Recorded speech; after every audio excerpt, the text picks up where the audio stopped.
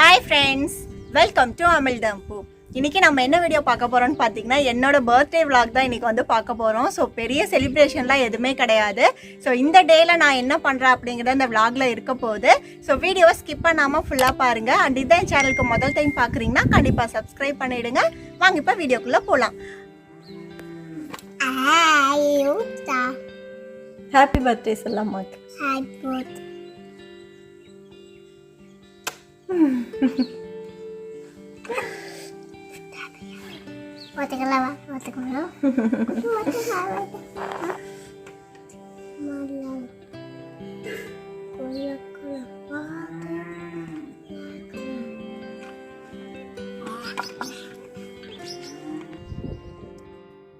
அம்மா காலையிலே பார்த்தீங்க அப்படின்னா மஷ்ரூம் பிரியாணி வந்து செஞ்சிட்ருக்காங்க. ஸோ நல்லா மஷ்ரூம் போட்டு நல்லா கிரேவி எல்லாம் ரெடி ஆகிட்டுருக்கு. அண்டு அதுக்கு ரைஸ் பார்த்தீங்கன்னா பாஸ்மதி அரிசி தான் ஒரு 3 கப் அளவுக்கு வந்து எடுத்து நல்லா ஊற வச்சு கழுவிட்டு தண்ணி வடித்து எடுத்து வச்சுருக்கோம். ஸோ கிரேவியும் பார்த்தீங்க அப்படின்னா நல்லா ரெடி ஆகிடுச்சு. இப்போ நம்ம ரைஸ் சேர்த்திட்டு தண்ணியும் வந்து சேர்த்துக்கலாம். ஸோ ஆல்ரெடி என்னோடய சேனலில் மஷ்ரூம் பிரியாணி நிறைய வெரைட்டி பிரியாணி ரெசிபீஸ் எல்லாம் இருக்குது, வேணும்னா செக் பண்ணி பாருங்கள். ஸோ இப்போ நம்ம பிரியாணி பார்த்தீங்க அப்படின்னா ரெடி ஆகிடுச்சு. ஸோ தண்ணியெல்லாம் ஊற்றிட்டு மூடி வச்சு ஒரு விசில் விட்டு இப்போ ப்ரெஷர் அடங்கினதுக்கப்புறம் ஓப்பன் பண்ணியிருக்கோம். ரொம்ப சூப்பராக பிரியாணி ரெடி ஆகிடுச்சு. ஸோ காலையில் நானும் அகரனும் பார்த்தீங்க அப்படின்னா ரெடி ஆகிட்டோம். நானும் அகரனும் பார்த்தீங்கன்னா கோயிலுக்கு போயிட்டுருக்கோம். ஸோ பிள்ளையார் கோயிலுக்கு தான் போகிறோம். ஸோ அங்கேயே வந்து அம்மன் சாமியும் இருக்குது. சரி 2 சாமி கோயிலுக்கும் போயிட்டு வரலான்னு சொல்லிட்டு போயிருக்கோம். சரி போகிற வழியில் பூச்செடி வந்து சரி சாமிக்கு கொஞ்சம் அம்மா ஆல்ரெடி கொடுத்தாங்க. பிள்ளையாருக்கு வந்து அருகம்புல்லும் அம்மன் சாமிக்கு வேப்பலை அதெல்லாமே பறித்து கொடுத்தாங்க. சரி கொஞ்சம் பூவும் வந்து பறிச்சுட்டு போகலான்னு சொல்லிட்டு பறிச்சிட்ருக்கேன்.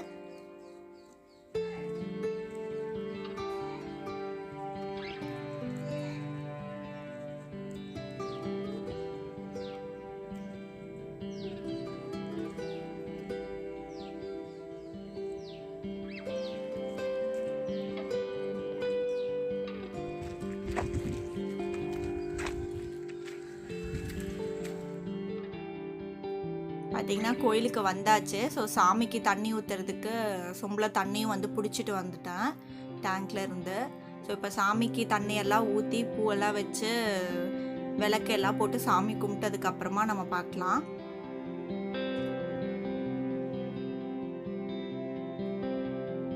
இங்கே விநாயகருக்கு முடிச்சுட்டு அதே உள்ளே பார்த்தீங்க அப்படின்னா மாரியம்மன் சாமியும் இருக்குது. சேம் அதுக்கும் அதே மாதிரி தான் தண்ணியெல்லாம் ஊற்றி விளக்கு போட்டு கற்பூரம் பற்ற வச்சு அங்கேயும் வந்து சாமி கும்பிடணும்.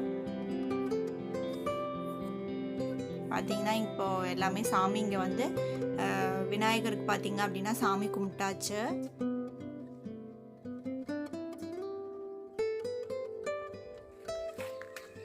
சாமியெல்லாம் கும்பிட்டு வீட்டுக்கு வந்து போயிட்டுருக்கோம்.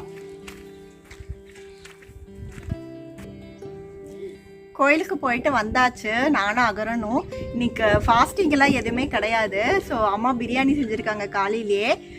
ஸோ அதை தான் வந்து சாப்பிட போகிறோம். அண்ட் மார்னிங் பார்த்தீங்க அப்படின்னா நெல்லிக்காய் ஜூஸ் வச்சு தான் ஸ்டார்ட் பண்ணேன். பட் இதுக்கப்புறம் வந்து ஃபாஸ்டிங் மாதிரி மீல்ஸ் வந்து எடுத்துக்க போகிறது கிடையாது. நார்மலாக தான் இன்றைக்கி வந்து சாப்பிட போகிறேன் இந்த நாள் மட்டும். ஸோ அதுக்கப்புறம் இருந்து தான் வந்து இன்டர்மிட்டன்ட் ஃபாஸ்டிங் வந்து கண்டினியூ பண்ண போகிறேன். ஃபாஸ்டிங் பண்ண போகிறேன் அப்படின்னு சொல்லிட்டு திடீர்னு ஸ்கிப் பண்ணிவிட்டு இப்படி பண்ணுறேன் அப்படின்னு சொல்லி நினைக்காதீங்க. ஸோ பர்த்டே அப்படிங்கிறனால மட்டும்தான். ஸோ அம்மா எனக்காக தான் எல்லாமே ப்ரிப்பேர் பண்ணாங்க. ஸோ அதனால் மட்டும்தான். ஸோ அன்றைக்கி மார்னிங் பார்த்தீங்க அப்படின்னா ஆனால் எடுத்துக்கிட்ட குவான்டிட்டியும் வந்து கொஞ்சம் கம்மியாக தான் எல்லாமே நான் சாப்பிட்டேன். ஸோ காலையில் பார்த்தீங்கன்னா மஷ்ரூம் பிரியாணியும் தயிர் பச்சடியும் வச்சு சாப்பிட்டேன். அண்ட் மத்தியானம் பார்த்தீங்கன்னா வடை பாயசம் வந்து அம்மா பண்ண போகிறாங்க. ஸோ அதுக்கு பார்த்தீங்கன்னா முருங்கைக்கீரை, முருங்கைப்பூ, அதுக்கப்புறம் கொத்தமல்லி, கருவேப்பிலை, வெங்காயம் எல்லாமே கட் பண்ணி வச்சுருக்காங்க. தேவையான இஞ்சி பூண்டு எல்லாமே. அண்டு கொஞ்சமாக பருப்பு பண்ணிக்கலாம் அப்படின்னு சொல்லிட்டு பருப்பும் பார்த்தீங்கன்னா வேக வச்சு எடுத்து வச்சுருக்கோம். அண்டு பிரியாணி காலையில் செஞ்சதும் அதுவுமே மீதி இருக்குது. ஸோ ரைஸ் மட்டும் கொஞ்சமாக வச்சுக்கலான் இருக்கோம். அண்டு இது பார்த்திங்கன்னா பன்னீர் இருந்துச்சு. ஸோ எனக்கு வந்து ரசகுல்லா சாப்பிடணும்னு தோணுச்சு. சரி நான் இது வரைக்கும் ட்ரை பண்ணதே கிடையாது. ஸோ ஃபர்ஸ்ட் டைம் வந்து ட்ரை பண்ண போகிறேன். எப்படி வரும்னு எனக்கும் ஐடியா கிடையாது. ஸோ ட்ரை பண்ணி பார்க்கலாம் அப்படிங்கிறதுக்காக கொஞ்சம் சில்லுன்னு இருக்குன்னு தண்ணியில் போட்டு வச்சுருந்தேன். இப்போ இந்த சில்னஸ்லாம் போயிடுச்சு, நல்லா சாஃப்டாக மாறிடுச்சு. இப்போ நம்ம கட் பண்ணி வெளியே எடுத்துடலாம். பட் தண்ணியில் போட்டு வச்சுருந்தனாலே என்னமோ அதில் நிறைய தண்ணி இருந்துச்சு. ஸோ நல்லா புழிஞ்சுக்கோங்க. தண்ணி வந்து சுத்தமாக இருக்கக்கூடாது. ஸோ இந்த மாதிரி ஒரு வடிகட்டியோ அப்படி இல்லை அப்படின்னா ஒரு வெள்ளை துணியோ ஏதாவது ஒன்று எடுத்துட்டு பன்னீரை கையிலேயே நல்லா சாஃப்டாக இருக்கும் இல்லையா, ஸோ நல்லா உதிர்த்து போட்டுக்கோங்க. உதிர்த்து போட்டுட்டு கொஞ்சம் தண்ணி சேர்த்துட்டு அதை வாஷ் பண்ணிவிட்டு அதுக்கப்புறம் நல்லா புழிஞ்சிட்டு நம்ம எல்லா பன்னீருமே வந்து நல்லா உதிர்த்து சேர்த்துக்கலாம். ஸோ அதில் வந்து ஏதாவது ப்ரிசர்வேட்டிவ்ஸோ ஏதாவது கெமிக்கல் சம்திங் இருக்கும் இல்லையா, ஸோ அதை தண்ணி சேர்த்துட்டோம் அப்படின்னா கொஞ்சம் நமக்கு அந்த ஸ்மெல் வராமல் இருக்கும். அதுக்காக தான். அது கூட பார்த்தீங்கன்னா கொஞ்சம் பைண்டிங்காக சின்ன ஸ்பூன் 1 ஸ்பூன் அளவுக்கு கார்ன்ஃப்ளவர் மாவு வந்து சேர்த்துருக்கேன். ஸோ இது முதல்ல கையில் நல்லா உதிர்த்து விட்டுருங்க. அதுக்கப்புறம் நம்ம உள்ளங்கை இருக்கு இல்லையா, ஸோ அதை வச்சு நல்லா அழுத்தணும். ஒரு 10லேருந்து 15 நிமிஷம் அளவுக்கு நல்லா பிசையணும். ஒன்று சேர்ந்து வரணும் நமக்கு சாஃப்டான மாவா. இப்போ நல்லா உதிரியாக இருக்கும் கையில் தொட்டு பார்த்தீங்கன்னாவே. ஸோ நமக்கு நல்லா உருட்டி எடுக்கும் போது நல்லா சாஃப்டான மாவாக நமக்கு வந்து கிடைக்கணும். பட் நான் ஃபர்ஸ்ட் டைம் ட்ரை பண்ணுறேங்கிறனால எனக்கு அதில் ஒழுங்காகவே பிணைய வரல. ஸோ அதனால் நான் என்ன பண்ணேன் அப்படின்னா மிக்ஸி ஜாரில் போட்டு 2 சுற்றி ட்ரை பண்ணலாம் அப்படிங்கிறதுக்காக அப்படி பண்ணேன். ஸோ இது எந்த அளவுக்கு ஒர்க் அவுட் ஆச்சு அப்படிங்கிறது எல்லாமே ஸ்கிப் பண்ணாமல் பாருங்கள், அப்போ தான் உங்களுக்கு தெரியும். ஸோ இப்போ நான் எல்லாத்தையுமே பார்த்தீங்க அப்படின்னா மிக்ஸி ஜாரில் சேர்த்துருக்கேன். ஸோ ரொம்ப ஓட்டக்கூடாது, மிக்சியில் போட்டுட்டு ஒரு 2-3 பல்ஸ் மட்டும் பண்ணுங்கள். ஸோ கையில் தொட்டு பார்த்தீங்கன்னாவே நல்லா சாஃப்டாக இருக்கும் உங்களுக்கு அந்த பன்னீர். இதுக்கு முன்னாடி நல்லா வந்து க்ரம்பிளாக அந்த மாதிரி இருக்கும், இப்போ நல்லா சாஃப்டான மாவாக இருக்கும் உங்களுக்கு. ஸோ இதை வந்து நல்லா இப்போ வந்து நம்ம பிணைஞ்சு நல்லா உருட்டி ஒரே மாதிரி ஒன்று சேர்த்து நம்ம எடுத்துக்கலாம். ஸோ ஒன்று சேர்த்து ஒரு பால் மாதிரி வரணும் நமக்கு. ஸோ அந்த அளவுக்கு அதே மாதிரி உள்ளங்கையிலேயே வச்சு ரொம்ப அழுத்தி பிசையக்கூடாது, பட் லைட்டாக அழுத்தி ஒன்று சேர்த்து நம்ம பிசைஞ்சு எடுத்துக்கலாம். ஸோ இந்த பிசைகிற ஸ்டெப் தான் ரொம்ப முக்கியம். ஸோ இதை கரெக்டாக பண்ணிட்டோம் அப்படின்னா நம்ம பண்ணுற ரசகுல்லா நல்லா சாஃப்டாக பஞ்சு மாதிரி சூப்பராக கிடைக்கும். ஸோ இதை தான் கரெக்டாக பண்ணணும். ஸோ நான் ஃபர்ஸ்ட் டைம் ட்ரை பண்ணுறேங்கிறனால கொஞ்சம் எனக்கு அந்தளவுக்கு பர்ஃபெக்டாக கிடைக்கல, பட் ஓரளவுக்கு வந்து கரெக்டாக வந்துச்சு எனக்கு. ஸோ இப்போ எல்லாமே பார்த்தீங்கன்னா நல்லா ஒன்று சேர்ந்து வந்திருக்கு. இப்போ நம்ம குட்டி குட்டி பாலாக உருட்டிக்கலாம். ரொம்ப குட்டியாகவே செஞ்சுக்கோங்க, ஏன்னா அப்படின்னா நம்ம இதை சக்கரை தண்ணியில் போட்டு நல்லா கொதிக்க விடுவோம் இல்லையா. ஸோ வேக வைக்கும் போது அது சைஸ் வந்து டபுளாக மாறும். ஸோ நம்ம இப்போ பண்ணுறதே பெருசாக பண்ணிட்டோன்னா அது டபுள் சைஸ் ஆகும்போது இன்னும் ரொம்ப பெருசாகிடும். ஸோ உடஞ்சி போக வாய்ப்பு இருக்குது. ஸோ அதனால் குட்டி குட்டியாகவே பண்ணிட்டிங்கன்னா சாப்பிட்றதுக்குமே சரி பார்க்கும்போது ரொம்ப அழகாக இருக்கும். அதனால் குட்டி குட்டி பாலாக உருட்டி எடுத்துக்கோங்க. ஸோ எந்த வெடிப்பும் இருக்கக்கூடாது, நல்லா ஸ்மூத்தாக வந்து நம்ம உருட்டி எடுத்துக்கணும். இப்போ பார்த்தீங்கன்னா எல்லாமே நான் உருட்டி எடுத்துட்டேன் குட்டி பாலாக. அம்மாவும் பார்த்தீங்கன்னா வடையெல்லாம் சுட்டுட்டாங்க. ஸோ அகரன் உட்காந்து கொஞ்சம் சாப்பிட்டுட்டு இருந்தான். பாதி வடை சுட்டாச்சு அம்மா, மீதி மாவு தான் ரிமைனிங் வச்சுருக்காங்க. ஸோ வடை ரொம்ப சூப்பராக இருந்துச்சு. நான் ஒரு 2-3 வடை தான் சாப்பிட்டேன். பட் நான் ஃபாஸ்டிங் இருக்குது அது மைண்டில் ஓடிட்டே இருந்துச்சு. அதனால் வந்து கம்மியாக சாப்பிட்ணும், ஃபாஸ்டிங் இல்லைனாலும் பரவாயில்ல கம்மியாக எடுத்துக்கணும் அப்படின்னு சொல்லிட்டு யோசிச்சுட்டே சாப்பிட்டேன். ஸோ அம்மாவோட இந்த வடை அண்டு பால் பாயாசம் ரெசிபி எல்லாம் ஆல்ரெடி நான் லாஸ்ட் இயர் தீபாவளி விலாக்லேயே வந்து ஷேர் பண்ணியிருக்கேன். நீங்கள் வேணால் அதில் செக் பண்ணி பாருங்கள். ஸோ பாயாசம் ரெடி ஆகிடுச்சு, பால் மட்டும் இன்னும் சேர்க்காமல் வச்சுருக்காங்க. அண்ட் வடையும் பக்கத்தில் பார்த்தீங்க அப்படின்னா குக் ஆகிட்டுருக்கு.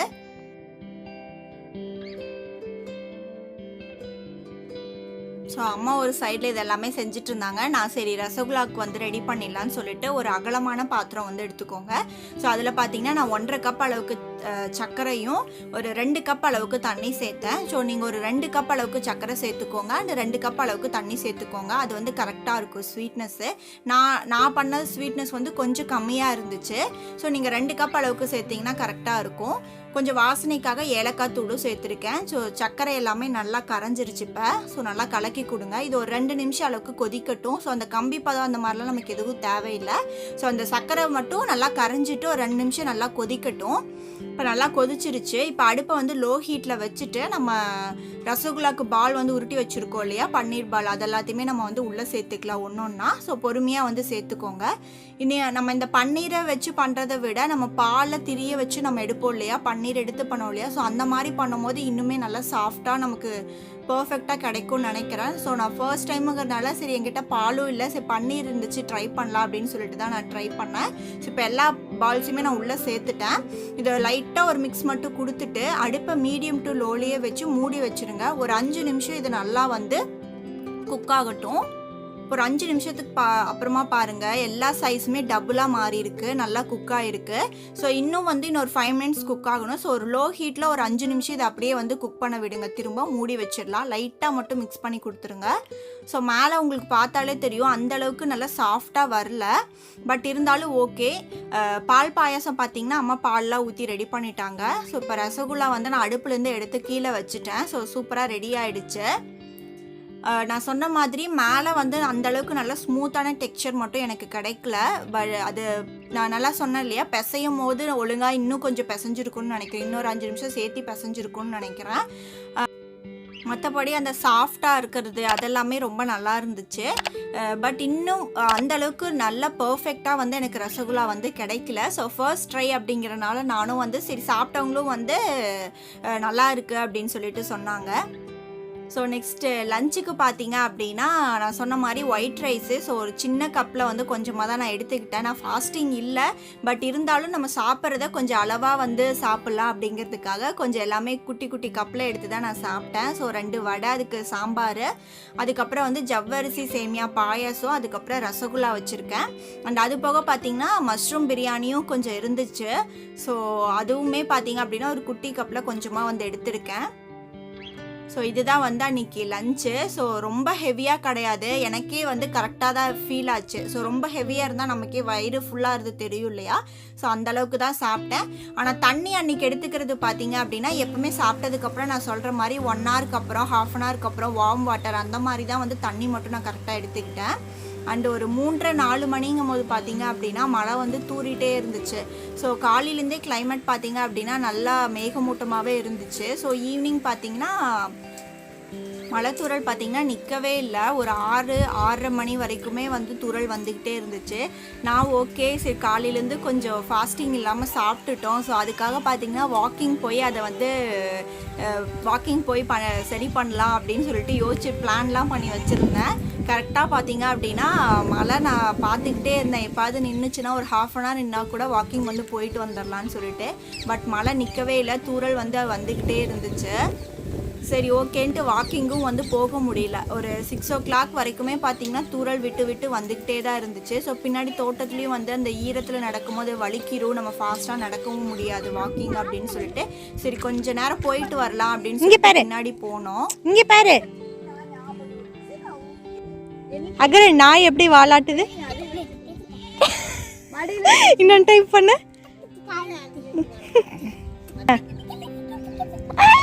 திருப்பி பண்ணு, இப்படி இப்படி சைடுல நின்னு எப்படி.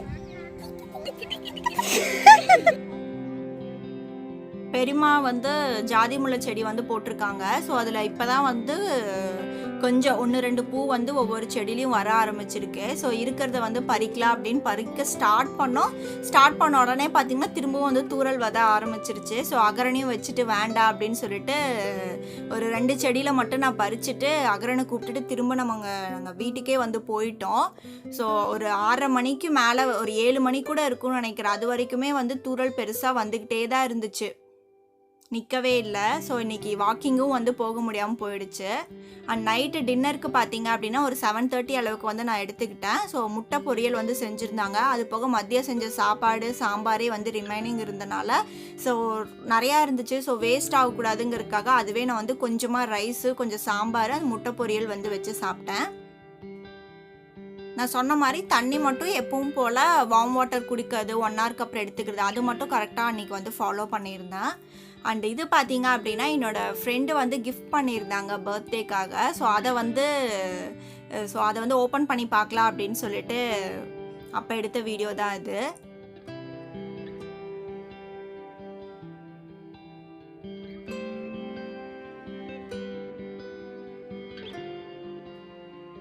என்ன கிஃப்ட்டுன்னு பார்த்தீங்க அப்படின்னா சோனி பிராண்டோட ப்ளூடூத் ஸ்பீக்கர் தான் வந்து கிஃப்ட் பண்ணியிருந்தாங்க. ஸோ அதோட எம்ஆர்பி பார்த்தீங்கன்னா 4990 போட்டிருக்காங்க. பட் அவங்க வாங்கின ப்ரைஸ் 3000 சம்திங் அந்த மாதிரி வந்து சொல்லியிருந்தாங்க. ஸோ அதோட ஸ்பெசிஃபிகேஷன் எல்லாமே கொடுத்துருந்தாங்க அதில் பின்னாடி பாக்ஸில். ஸோ இதை பற்றி டீட்டெயில்ஸ் எனக்கு வந்து பெருசாக தெரியாது உங்களுக்கு எக்ஸ்பிளைன் பண்ணுற அளவுக்கு. நானுமே இதை ஃபர்ஸ்ட் டைம் இப்போ தான் பார்க்குறேன். அண்ட் இதை பற்றி எனக்கு பெருசாக தெரியாது. ஸோ அதனால் இதை பற்றி நான் பெருசாக சொல்ல போகிறதில்ல. உள்ளே நம்ம ஓப்பன் பண்ணி பார்க்கலாம் எப்படி இருக்குது அப்படிங்கிறது எல்லாமே. ஸோ ஸோ மேலே ஓப்பன் பண்ணதுமே பார்த்தீங்க அப்படின்னா ஒரு பேப்பர் வந்து கொடுத்துருக்காங்க.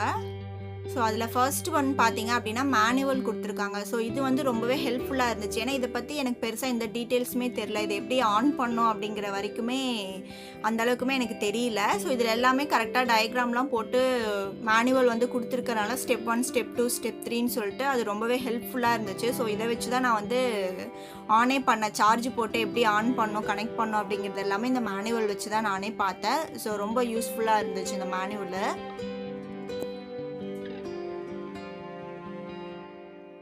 ஸோ அதுக்கப்புறம் பார்த்தீங்க அப்படின்னா இன்னொரு பேப்பர் கொடுத்துருக்காங்க. ஸோ இது வந்து இந்த ஸ்பீக்கரோட ஸ்பெசிஃபிகேஷன் என்ன, அப்புறம் அதை பற்றின டீட்டெயில்ஸ் எல்லாமே வந்து இந்த பேப்பரில் வந்து போட்டிருந்தாங்க.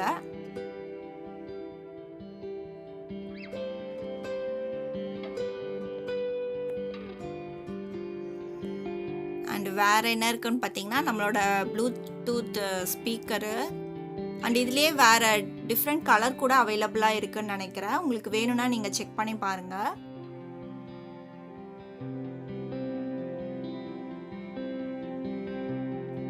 வேறு அந்த பாக்ஸில் என்ன இருந்துச்சுன்னு பார்த்தீங்கன்னா இந்த வாரண்டி கார்டு வந்து கொடுத்துருந்தாங்க. ஸோ இந்த எல்லோ கலர் பேப்பர் பார்த்தீங்கன்னா இந்த வாரண்டி கார்டு தான்.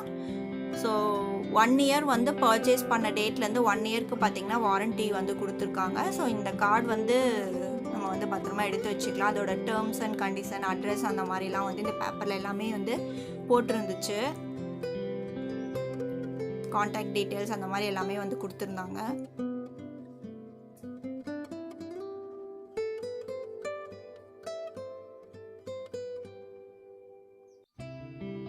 அண்ட் நெக்ஸ்ட்டு பார்த்தீங்க அப்படின்னா ஃபைனலாக அதுக்கு சார்ஜரும் வந்து ஒரு கேபிள் வந்து கொடுத்துருந்தாங்க. ஸோ நார்மல் பின் டைப் இருக்கும் இல்லையா, ஸோ அதே இதில் சார்ஜர் கேபிளும் வந்து கொடுத்துருந்தாங்க. ஸோ இப்போ நம்மளோட ஸ்பீக்கரை வந்து ஓப்பன் பண்ணி பார்க்கலாம். ஸோ ஓப்பன் பண்ணிவிட்டு அதை நான் ஆன் பண்ணியெல்லாம் காட்ட போகிறதில்ல. ஏன்னா நான் அந்த அன்பாக்ஸ் பண்ண டைமில் எனக்குமே இதை எப்படி ஆப்ரேட் பண்ணுங்கிறது தெரியல. ஸோ நான் மேனுவல் பார்த்து அந்த மாதிரி தான் பண்ணேன். ஸோ இந்த கிஃப்டோட இந்த விலாகை வந்து நான் முடிச்சுக்கிறேன். கண்டிப்பாக இந்த வீடியோ உங்களுக்கு பிடிச்சிருக்குன்னு நினைக்கிறேன். பிடிச்சிருந்தா லைக் பண்ணுங்கள், ஷேர் பண்ணுங்கள், அண்ட் எப்படி இருந்துச்சுன்னு சொல்லிட்டு கீழே மறக்காமல் கமெண்ட் பண்ணுங்கள்.